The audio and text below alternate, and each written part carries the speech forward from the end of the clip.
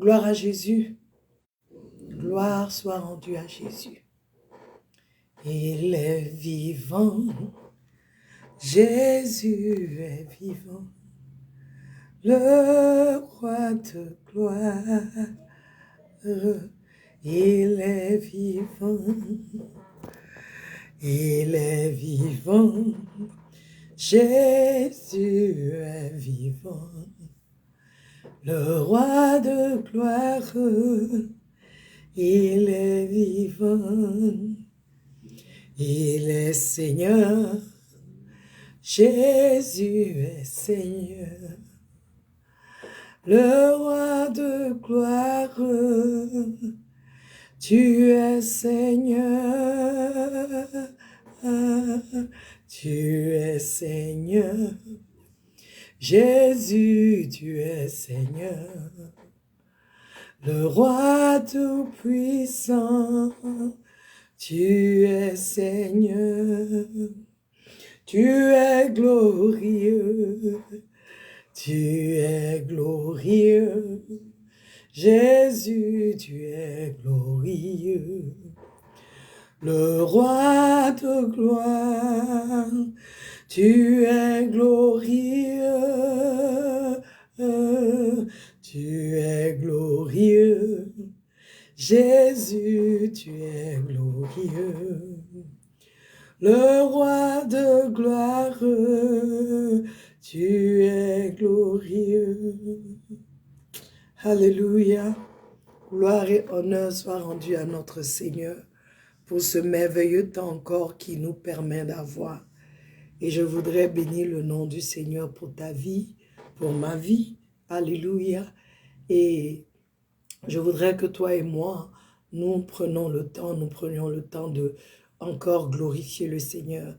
Lui dire combien de fois il est bon pour nous. Peuple de Dieu, Dieu est bon. Il est bon en tout temps, il est bon. Il est bon dans les bons moments, il est bon. Dans les mauvais moments, il est bon. Dans le désert, il est bon. Alléluia. À Cana aussi, il est bon. Notre Dieu est merveilleux. Il n'y a aucun autre comme lui. Nous pouvons tout essayer. Nous pouvons tout faire. Mais notre Dieu est bon. Ça peut ne pas être facile. Mais notre Dieu est bon. Alléluia. Il est bon, il ne change pas.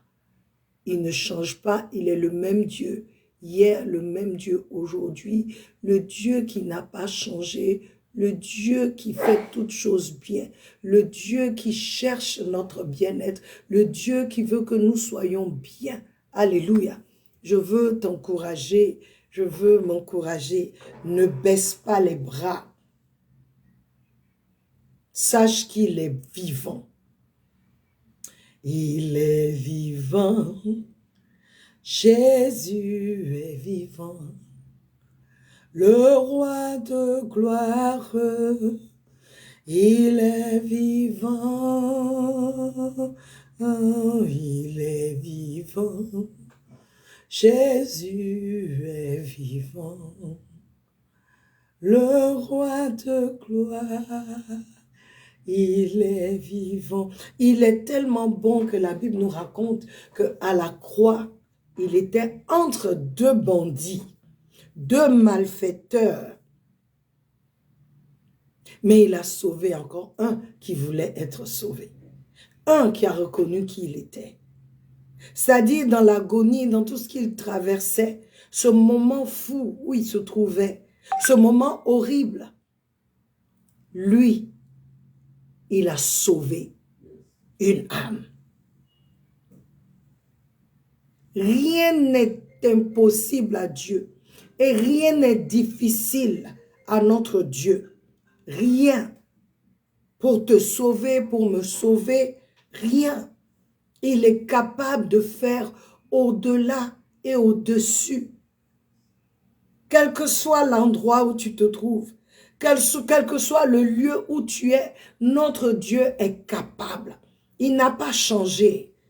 Il n'a pas changé. Donc ne te laisse pas influencer par ces choses que tu traverses.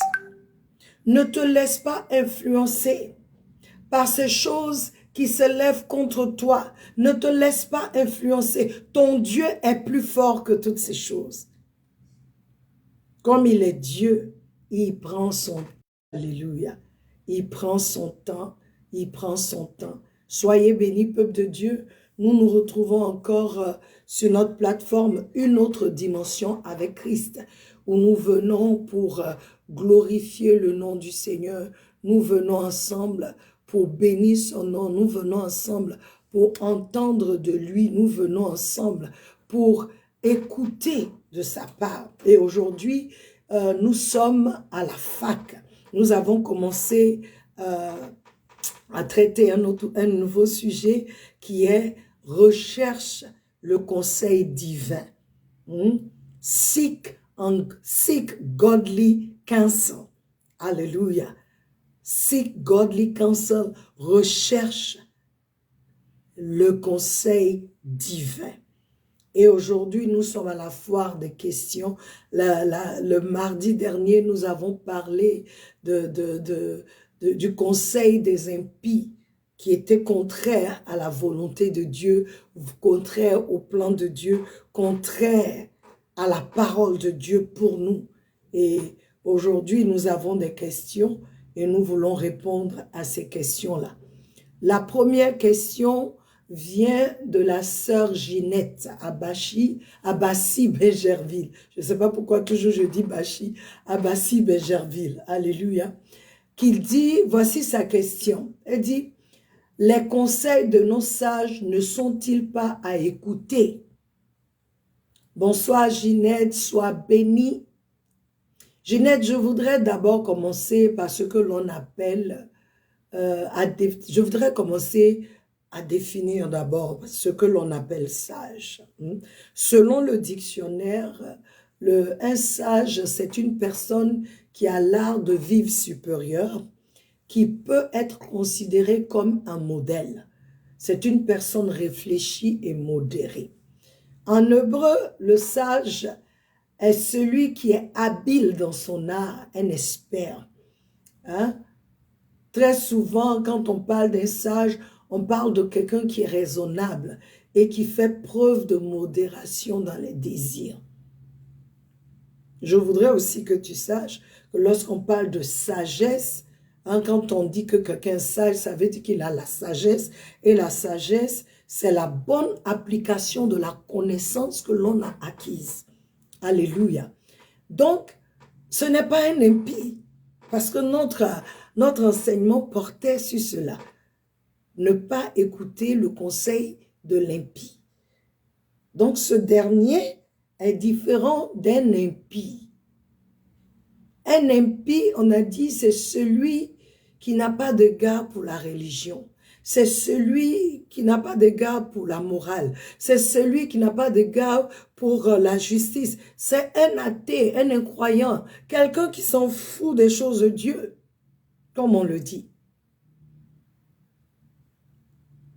Mais ce que nous appelons juste ici, on a dit, le juste, le sage, c'est celui-là qui donne des conseils sensés. C'est celui-là qui donne des conseils qui sont des conseils qui viennent d'une connaissance. Donc, on peut écouter le conseil de nos sages.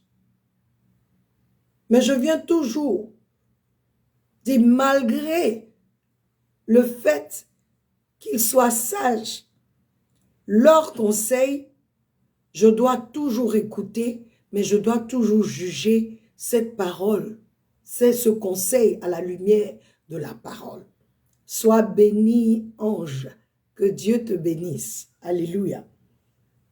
Donc, je vais dire ici, je vais te dire ce que j'ai écrit. Les conseils, si celui que tu appelles sage est vraiment sage, ces conseils doivent être écoutés et jugés par la parole de Dieu afin de s'assurer que ce conseil-là est approprié. et que c'est pour le temps. La Bible nous parle de Jéthro, le beau-père de Moïse, qui a conseillé Moïse en lui donnant la stratégie à adopter pour diriger le peuple. Parce que c'est un ancien et un sage. Moïse l'a écouté et a mis en pratique ses conseils. Et les choses ont marché pour Moïse. Et même jusqu'à présent, je veux que tu saches que ce conseil est applicable. Le conseil des sages est intemporel. Tu comprends? Il a conseillé. Et ce conseil, aujourd'hui, nous voyons que dans le leadership, ce conseil aide le leader par direction, peut diriger, il dirige par délégation. C'est ce que Jéthro a dit à Moïse. Ce que tu fais là, tu vas mourir. Délègue, prends des leaders de chaque tribu et délègue les tâches. Et aujourd'hui, dans le leadership, quand on enseigne sur le leadership, c'est ce qu'on fait. Ce conseil que Jéthro a donné continue et je veux que tu saches que c'est la même chose que Dieu fait avec nous. Dieu a donné à Moïse le travail, l'appel, dirige le peuple, guide le peuple. Moïse le faisait seul. Mais quand Jéthro est venu, Jéthro lui a donné un conseil. Ce que tu fais n'est pas bon parce que tu risques de ne pas continuer longtemps. Délègue. Et aujourd'hui, nous déléguons. Aujourd'hui, nous faisons cela. Nous devons écouter nos sages car ils ont de la connaissance, non seulement de par les expériences de la vie, leur vécu, et aussi cette connaissance qui leur vient du Très-Haut. Je voudrais que tu écoutes la réponse de la deuxième question, qui est la suite, qui va t'aider encore, qui va t'aider à comprendre. D'accord? Je vais à la deuxième question. La deuxième question dit, cette question vient de Mohamed, Silla Mohamed, Angré Opéra, il dit, « Moi particulièrement, je ne suis pas d'accord sur un point. Bien avant le christianisme, en Afrique, on a toujours écouté le conseil de nos parents et grands-parents qui a toujours marché. Pourquoi devons-nous les rejeter aujourd'hui? » Merci Valère, sois béni.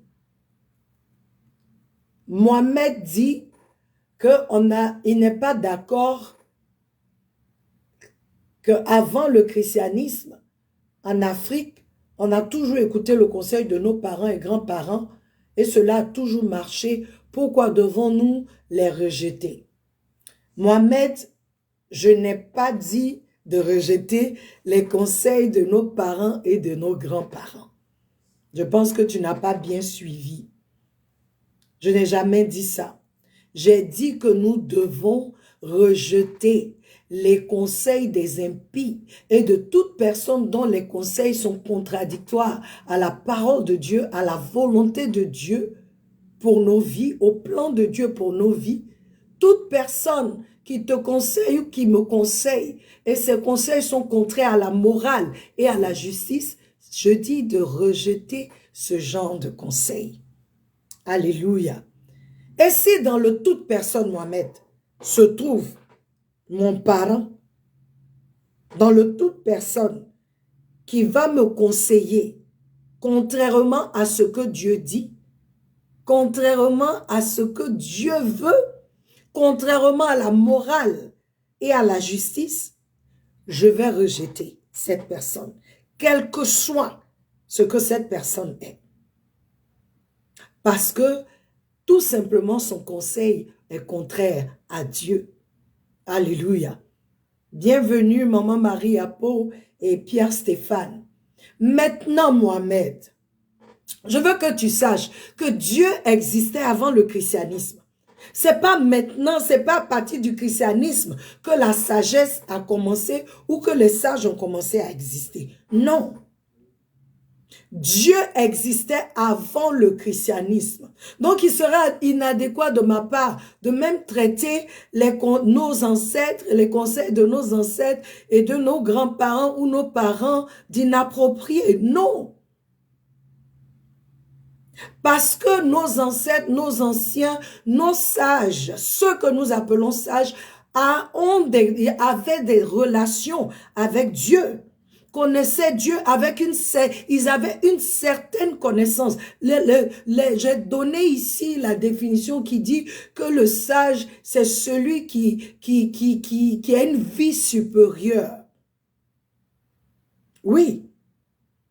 Ça dit, quand on dit que quelqu'un, il vit supérieurement, ça veut tout simplement dire qu'il il a un standing, un standard. Il vit d'une manière où c'est un peu au-dessus de la normale. Tu comprends? Donc, la sagesse n'a pas commencé avec le christianisme, mais plutôt avec Dieu, et quiconque a une relation avec Dieu. La Bible, moi, mon livre, la Bible nous raconte l'histoire des 3 sages qui sont venus de l'Orient adorer le roi des Juifs, parlant de Jésus-Christ notre Seigneur. Lorsque tu lis le livre de Matthieu au chapitre 2, on te dit qu'il y a 3 sages, 3 mages, 3 sages qui sont venus de l'Orient. Ils sont arrivés en Israël et ils ont demandé, ils sont venus voir le roi des Juifs qui est né. Pendant que les Juifs eux-mêmes là, ils n'ont pas vu l'étoile, mais ceux-là à qui Dieu a donné une connaissance, ceux-là qui ont une connaissance au-delà de la connaissance normale, ont vu l'étoile. Et ils sont venus adorer le roi des Juifs, pendant que les Juifs eux-mêmes n'avaient aucun clou que le roi était né. C'était avant le christianisme, Mohamed. C'était avant la naissance du christianisme. Bonjour Binta, d'Orgelès, que Dieu te bénisse. C'était avant. Ils sont venus rendre hommage au roi. Ils ont vu le roi, ils ont fait ce qu'ils devaient faire. Mais ils étaient appelés sages. Pourquoi? Parce que quand on appelle quelqu'un sage, c'est quelqu'un, normalement les sages, quand on les appelait, ce sont des gens qui étaient autour du roi. Oui, c'est ceux qui sont autour du roi, ceux qui donnent des conseils au roi, ceux qui aident le roi à diriger la nation. C'est pourquoi le patient Henri, mon époux, il dit toujours, l'homme fort, c'est pas celui qui a la tête, ce sont ses conseillers. C'est celui qui chuchote aux oreilles du roi. C'est lui qui parle au président. C'est lui qui a le pouvoir. Parce que ses conseils influencent le dirigeant. C'est pourquoi un roi, un président ne doit pas mettre autour de lui n'importe qui. Il doit mettre autour de lui des hommes sages, des hommes qui ont de la connaissance et des hommes qui vivent, qui ont une vie qui ne vont pas apporter des reproches à ce qu'il fait. Donc, Mohamed, le christianisme n'est pas la naissance de la sagesse, c'est Dieu. Dieu était là avant. Et on te dit que les 3 sages sont venus adorer Jésus. J'ai donné l'exemple de Jéthro dans la première question, qui était le beau-père de Moïse. Et Jéthro était appelé prêtre de Madian. Il n'était pas juif. Mais quand il est venu, il a conseillé Moïse. Il était appelé prêtre. Et Jéthro est prêtre de Madian parce que Jéthro a un fils de Madian. Madian qui est fils d'Abraham. Abraham, c'est un des fils qu'il a eu avec Ketura, sa dernière épouse. Donc, ils avaient une connaissance de Dieu parce que Abraham enseignait à tous ses fils qu'il n'y a qu'un seul Dieu. Mais l'alliance de Dieu avec Abraham, c'est avec Isaac. Donc, si ses frères, eux tous, ils peuvent comment on dit ça, ils pouvaient se rallier avec leur frère Isaac pour adorer le seul Dieu, mais chacun est parti adorer son Dieu à sa façon. C'est pourquoi on voit des choses similaires avec on te dit les musulmans, mais il y a beaucoup de choses qu'ils ont pris. Pourquoi? Parce que Ishmaël est fils d'Abraham. Et Isaac est fils d'Abraham. Mais c'est avec Abraham que Dieu avec Isaac que Dieu a son alliance. Donc, je ne vais pas trop aller plus dans ces choses-là. C'est simplement pour te dire que quand j'ai enseigné, je n'ai jamais dit de refuser. Parce que non, nos ancêtres, malgré le fait qu'il n'y avait pas encore le christianisme, il n'y avait pas encore d'autres religions, ils avaient une certaine notion, ils avaient une certaine relation avec Dieu. Alléluia. Donc, je voudrais que tu comprennes, que nous comprenons tous. La parole dit, la parole que nous étudions dans Psaume 1:1 dit, béni l'homme qui ne marche pas selon, béni est l'homme qui ne marche pas selon les conseils des impies. Et nous avons défini ce qu'un impie est.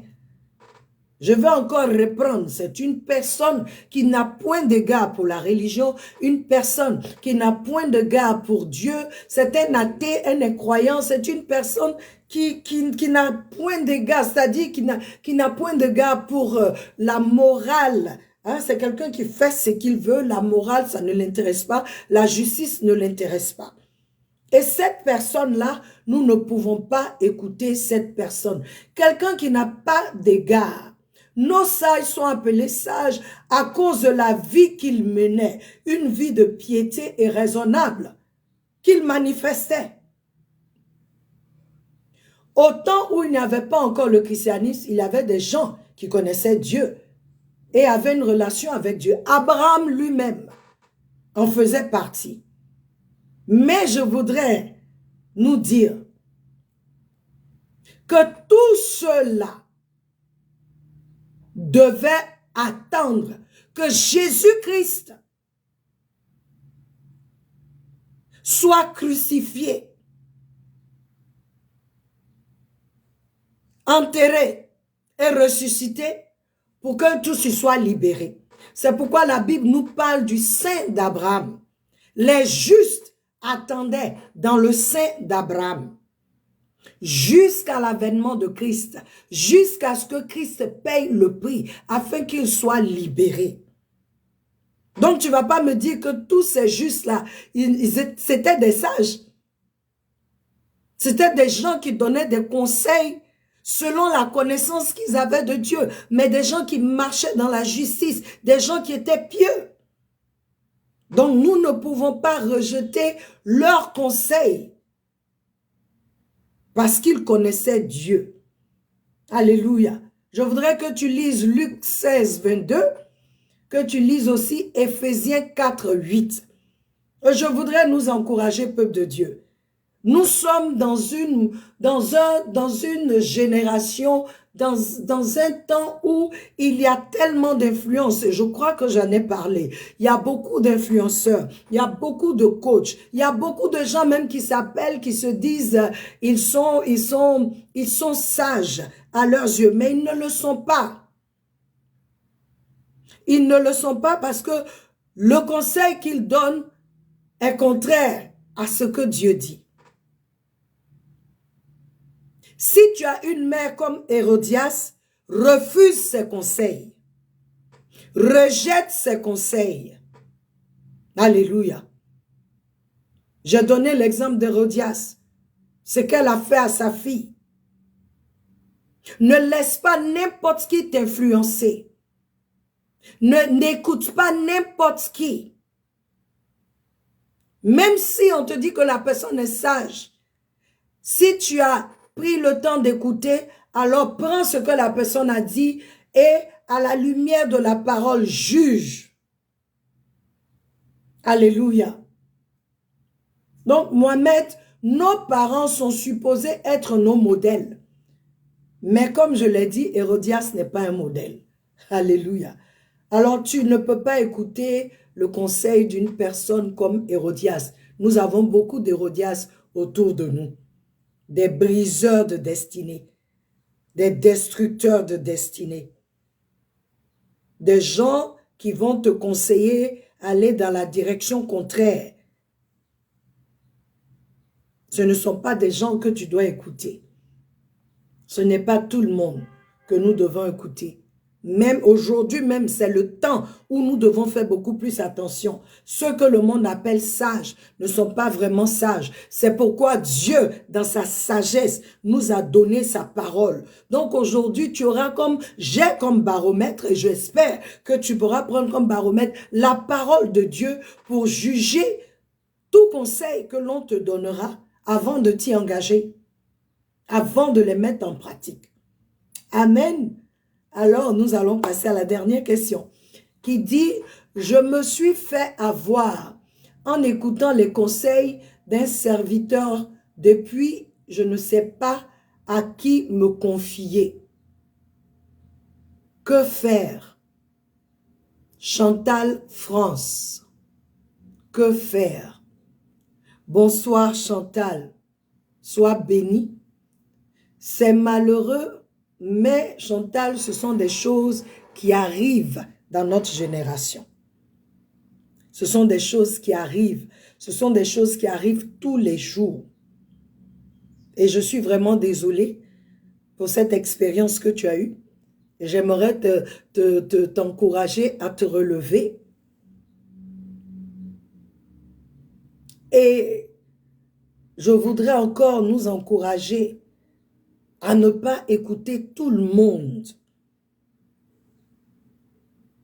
Il ne faut pas écouter tout le monde. Il y a des paroles mielleuses. Il y a des conseils séduisants. Trompeuses mais séduisants. Trompeux mais séduisants.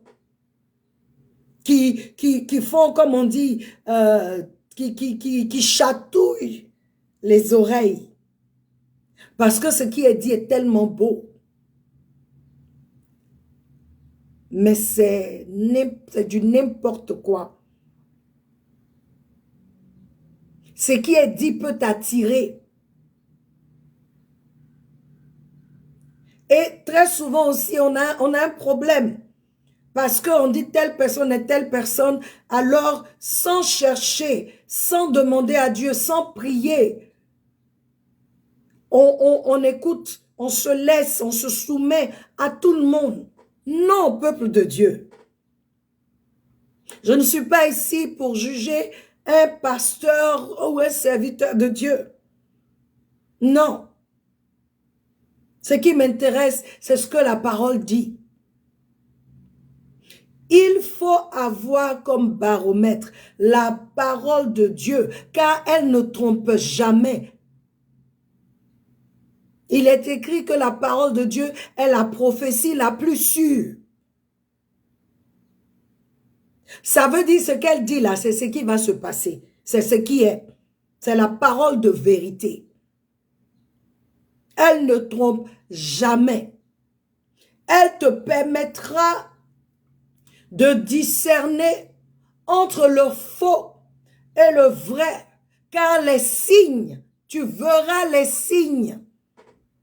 Ça dit quand on n'est pas ancré dans la parole, on n'a pas cette relation avec Dieu, tous peuvent venir devant nous se présenter comme on appelle ça, serviteurs de Dieu. Et quand on attend serviteur de Dieu, c'est fini. Faut peser les esprits. On a besoin de discernement. Et la parole de Dieu est un élément sûr pour discerner. La parole de Dieu dit que il faut nous juger par nos fruits. Il faut prier. Je t'encourage, Chantal, à reprendre la prière, à dire à Dieu, parce que cette personne a pu te faire ce qu'elle a fait, parce que peut-être quelque part, tu n'as pas cherché. Mais ce n'est pas de ta faute, puisque la personne a dû se présenter, tu l'as vu comme un serviteur de Dieu. Nous avons l'esprit de conseil.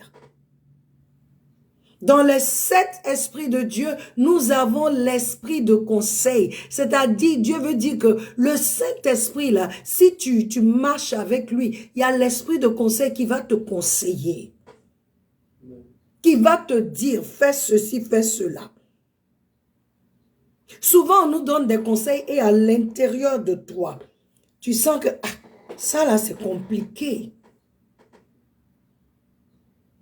Il y a en toi un easiness, c'est-à-dire il y a en toi une petite lutte, comme en toi quelque chose se dit, tu sens que non, et ça c'est pas trop clair.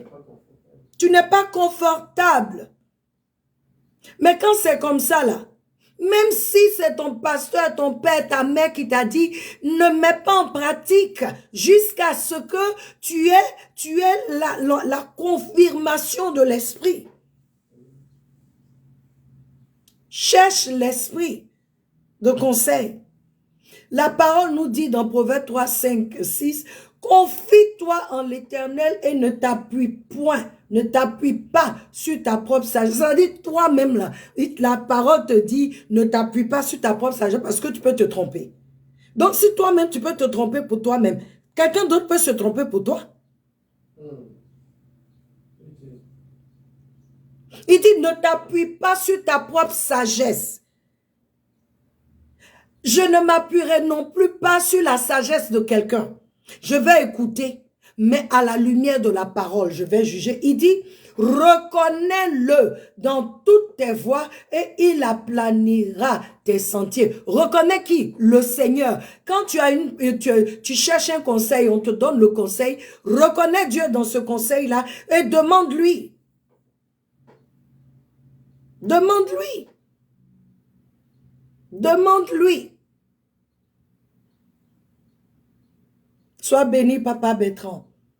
Demande-lui. Demande à Dieu. Aujourd'hui, enfant de Dieu, cherche Dieu. Connais Dieu pour toi-même d'abord. Aie une vraie relation avec le Seigneur. Que ton engagement envers lui soit vrai et profond. Afin que tu saches faire la différence entre toutes ces choses qui brillent devant toi. On a l'habitude de dire, il y a cette expression, c'est pas tout ce qui brille qui est de l'or.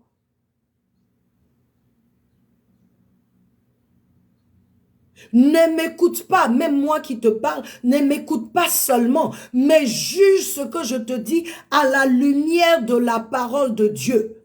Soyons comme les chrétiens de Bérée, qui repartaient toujours, après avoir écouté Paul enseigner. Dans Actes des Apôtres, chapitre 17, verset 11, la Bible dit, quand Paul finit d'enseigner, là, eux, ils prennent la même parole là. Ils vont encore là-dessus, ils vont méditer pour voir si il n'est pas sorti. Ils vont tous, pas parce qu'ils sont incrédules. Mais ils prennent le temps encore d'aller mettre cette parole-là, ils la mettent, ils vont vérifier ce que Paul a dit eux-mêmes. Ils reprennent la parole. C'est pourquoi c'était parmi nous. On va à l'église, on n'a pas de Bible. Aujourd'hui, il y a la technologie. Tu vas avec ton téléphone, ce que le pasteur dit, tu es dessus, tu fais tout. Mais quand tu as ta Bible là, et puis tu prends comment on appelle, ton stylo ou ton marqueur, ce qu'on a dit, et puis tu prends, tu suis. Et si tu vois que le pasteur, il a dit quelque chose, mais là, c'est pas ça, tu sauras. Parce qu'on a l'impression qu'on a affaire à des êtres humains qui peuvent se tromper. Donc, tout ce qu'on dit, prends et va à la lumière de la parole et vérifie et vois. Si c'est ça, tu commences à prier, tu acceptes. C'est pourquoi je dis, vous ne pouvez pas écouter tout le monde. Vous ne pouvez pas, vous ne devez pas écouter tout le monde. Il y a des gens, quand tu les écoutes, c'est fini. Il y a des choses qui ne vont plus chez toi. Mais si tu es habitué, si tu es, comme on dit, si tu es quelqu'un qui dit, comme dans le psaume 1 là, qui prend qui fait de la parole de Dieu ses délices, qui prend plaisir dans la parole de Dieu, mais quand quelqu'un va parler, ça va résonner, ça va mal résonner. C'est pourquoi le Seigneur Jésus dit, mes brebis reconnaissent ma voix, parce que quand la parole vient, c'est la voix de Dieu.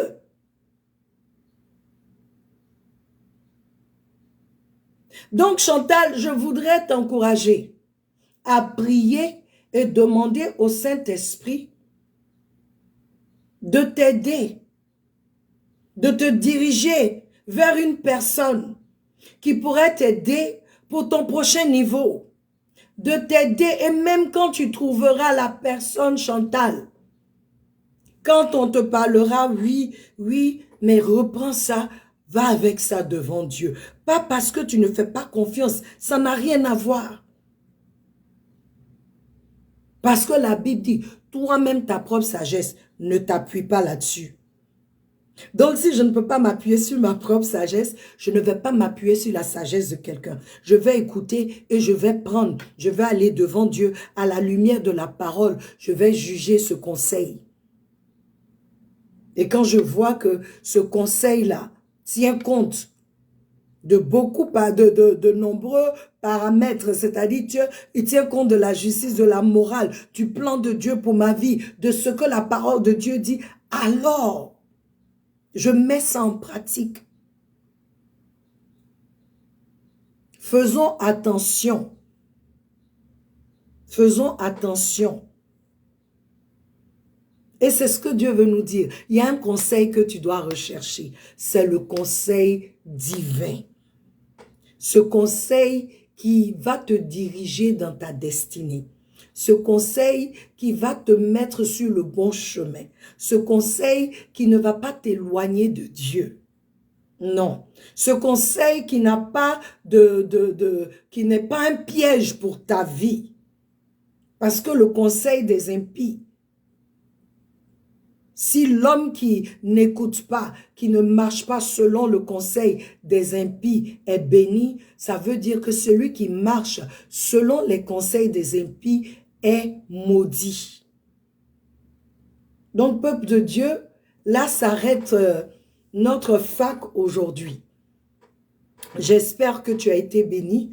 Moi, j'ai été béni par les questions et je veux rendre grâce à Dieu pour la vie de Chantal, pour la vie de Ginette et pour la vie de Mohamed. Que Dieu vous bénisse. Que Dieu veille sur vous. Mohamed, même si tu veux écouter les conseils, écoute, mais prends toujours. Que dit la parole de Dieu? Que dit la parole de Dieu? Que le Seigneur vous bénisse. Nous nous retrouvons encore, comme je vous l'ai dit, le mardi prochain, encore avec recherche le conseil divin. Et cette fois-ci, nous voulons parler du bon conseil et du conseil divin. Alléluia. Que Dieu veille sur vous, que Dieu vous garde, que vous ayez un super week-end. Allez-y demain à l'église.